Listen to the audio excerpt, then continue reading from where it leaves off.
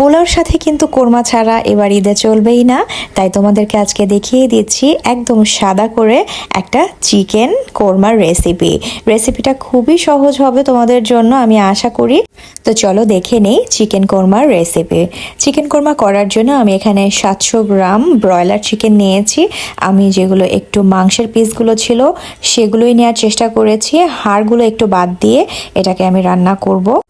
চিকেনটাকে প্রথমে আমি 30 মিনিটের জন্য ম্যারিনেট করব এবং ম্যারিনেট করার জন্য নিয়ে নিচ্ছি 2 টেবিল চামচ টক দই, নিয়ে নিচ্ছি 1 চা চামচ পরিমাণ লবণ আর এই টক দইটা দিয়ে আমি চিকেনটাকে মিনিমাম 15 থেকে 20 মিনিটের জন্য ম্যারিনেট করে রাখবো। চাইলে এটাকে 1 ঘন্টাও রাখা যেতে পারে, তবে টক দই দেওয়ার কারণে এটাকে খুব বেশি ম্যারিনেশনে রাখতে হবে না, এটাকে চাইলে সাথে সাথেও রান্না করে ফেলা যেতে পারে।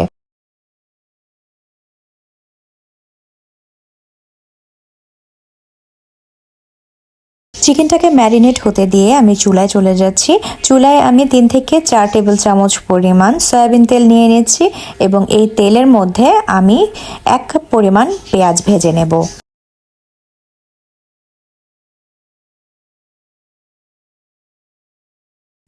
পেঁয়াজটা ভাজা হতে হতে এখন আমি 4-5টা কাজু বাদাম অথবা কাঠবাদাম, পেস্তা বাদাম যে কোনোটা নিলেই হবে, চীনা বাদামও নেওয়া যাবে। 3-4টা নিয়েছি এখানে মাংসের পরিমাণ অনুযায়ী। আর এখানে 2 টেবিল চামচ টক দই নিয়ে নিচ্ছি একটা ব্লেন্ডার জারে। এটাকে ভালো করে ব্লেন্ড করে আমি এক সাইডে রেখে দেব।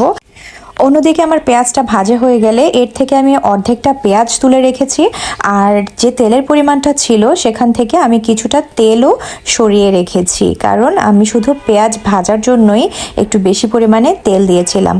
এখন এই তেলের ভিতরে দিয়ে দিচ্ছি 1.5 টেবিল চামচ পরিমাণে ঘি। কোরমা রান্নায় অবশ্যই ঘিয়ের ব্যবহার করতে হবে, ঘি ছাড়া কোরমার যে আসল ফ্লেভার সেটা কিন্তু আসবে না। দিয়ে দিচ্ছি 2 চা চামচ আদা বাটা আর 1.5 চা চামচ রসুন বাটা। মশলাটাকে হালকা একটু নেড়ে চেড়ে ভেজে নিব। আর এই পর্যায়ে চুলার হিটটা কিন্তু একদম মিডিয়াম লো হিটে থাকবে। এই পর্যায়ে দিয়ে দিচ্ছি 1 চা চামচ পরিমাণ জিরার গুঁড়া আর 1 চা চামচ পরিমাণ ধনিয়ার গুঁড়া। দিয়ে দিচ্ছি 1/2 চা চামচ পরিমাণ শাহি জিরার গুঁড়া, অবশ্যই চেষ্টা করবেন শাহি জিরাটা যেন দেয়া যায়। দিয়ে দিচ্ছি একটা তেজপাতা, 2 টুকরো দারচিনি, 3 টুকরো এলাচ আর দিয়ে দিচ্ছি 4-5টা কালো গোলমরিচ। এখন মশলাটাকে হালকা করে একটু ভাজা ভাজা করে নিতে হবে, যাতে এর মধ্যে আদা রসুনের কোনো গন্ধ না থাকে। এখন দিয়ে দিচ্ছি 1 টেবিল চামচ পরিমাণ পেঁয়াজ বাটা। আমি সবগুলো মশলাকেই চেষ্টা করেছি আলাদা আলাদা করে কষিয়ে নেওয়ার। প্রথমে আদা রসুনটাকে একটু কষিয়ে নিয়েছি, পরে পেঁয়াজ বাটাটা দিয়েছি, এতে করে মশলার স্বাদটা ভালো থাকে। একসাথে সব মিশিয়ে দিলে দেখা যায় মশলার স্বাদটা কিন্তু নষ্ট হয়ে যায়। মশলাটাকে 5 মিনিট ভালো করে কষিয়ে নিতে হবে। কষানো হয়ে গেলে এর মধ্যে যে ম্যারিনেট করে রাখা চিকেনটা আছে এই চিকেনটা দিয়ে দিচ্ছি। এবার এই বাটির মধ্যেই সামান্য একটু পানি নিয়ে দইটাকে ধুয়ে চিকেনের মধ্যে পানিটুকু অ্যাড করে দিচ্ছি।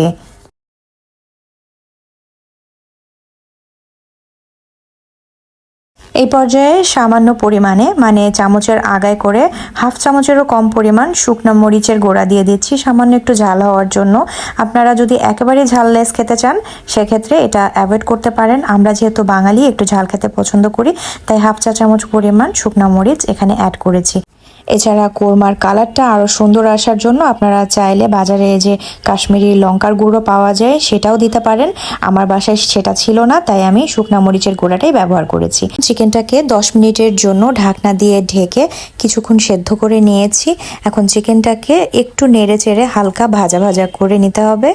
2 থেকে 3 মিনিট এটাকে নেড়েচেড়ে কষানোর পর আমি দিয়ে দিচ্ছি বাদাম এবং টক দইয়ের যে পেস্টটা করেছিলাম সেই পেস্টটা এর মধ্যে দিয়ে আরও 5 মিনিটের জন্য আমি চিকেনটাকে ভালো করে কষিয়ে নেব।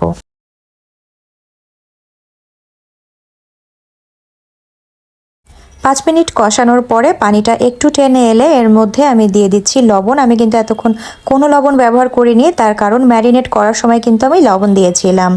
এখন লবণ বুঝে আমি হাফ চামচ লবণ আরও অ্যাড করেছি।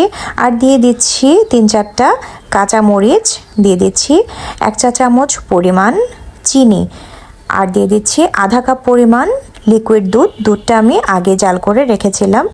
দুধ কিন্তু কাঁচা দেয়া যাবে না, অবশ্যই জাল দেয়া দুধই এর মধ্যে দেওয়ার চেষ্টা করতে হবে।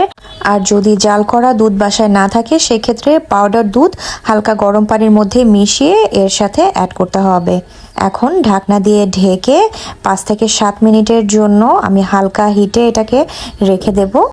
তো দেখুন কি সুন্দর ঘি এবং তেলের সংমিশ্রণে উপরে কিন্তু একটা তেল ভেসে উঠেছে। এটা দেখতে বা এটা খেতেও কিন্তু ততটাই মজা। আসলে কোরমা কিন্তু একটু গ্রেভি হয়, একদম মশলা থেকে কিন্তু তেলটা এ পর্যায়ে ছেড়ে দিয়েছে। কোরমার একটা রাজকীয় ফ্লেভার আসার জন্য এখন দিয়ে দিচ্ছি হাফ টেবিল চামচ পরিমাণ কেওড়া জল। কোরমাতে অবশ্যই চেষ্টা করবেন কেওড়া জলটা দিতে, তাতে এটার ফ্লেভারটা অনেক বেশি এনহ্যান্স করে। ফাইনালি আমি দিয়ে দিচ্ছি ভেজে রাখা যে বেরেস্তাগুলো ছিল, এই বেরেস্তা ছিটিয়ে দিলে এটার গন্ধ, স্বাদ এবং কালার তিনটাই কিন্তু অনেক সুন্দর আসবে।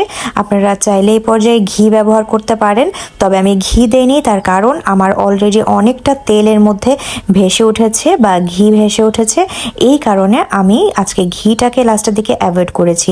যেদিন আমার রান্নাতে একটু মনে হয় তেলটা কম কম লাগে, সেই দিন আমি লাস্টের দিকে 1 থেকে 2 চা চামচ পরিমাণ ঘিটা অ্যাড করে দিই। ঘিটা অ্যাড করলে ফ্লেভারটা কিন্তু অনেক ভালো আসে, তাই আপনারা চাইলে লাস্টের দিকে 1-2 চামচ ঘি ব্যবহার করতে পারেন। তো আমার রান্নাটা কিন্তু অলমোস্ট শেষ। দেখুন তেলটা উঠে গ্রেভিনেসটা কত সুন্দর দেখাচ্ছে। এটা দেখতে যেমন সুন্দর, এটা খেতেও কিন্তু ততটাই মজা। এই ঈদে চেষ্টা করুন এভাবে একটা কোরমা রান্না করে ফেলার। সত্যি বলছি অনেক মজা লাগবে এবং এটা রান্না করতেও কিন্তু প্রসেসটা খুবই ইজি। যদি আমার ভিডিওগুলো আপনাদের কাছে সহজ লেগে থাকে, রান্নার প্রসেসগুলো ভালো লেগে থাকে, তাহলে অবশ্যই একটা লাইক, কমেন্ট, শেয়ার করে আমাকে সাপোর্ট করবেন। ভালো থাকবেন সবাই। আল্লাহ হাফেজ।